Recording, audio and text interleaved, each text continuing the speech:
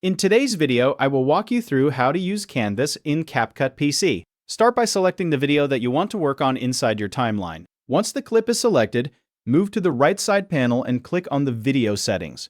After that, stay inside the basic section and scroll downward until you find the Canvas option. When you reach the Canvas settings, click on it to view the available choices. You will now see different canvas styles that can be applied to your video. For this tutorial, select the blur option. Once blur has been selected, different blur styles will appear on the screen. Go through the available blur options and choose the one that matches the look you want for your video. After selecting the blur style, continue adjusting the video until you are satisfied with the appearance. You can keep switching between the blur options and continue adjusting the video placement based on your preference. This allows you to customize the overall look directly from the Canvas settings without changing the original clip itself. Keep the video selected while making these changes so the adjustments apply correctly. Once you finish choosing and adjusting the blur style, your canvas effect will be applied to the video.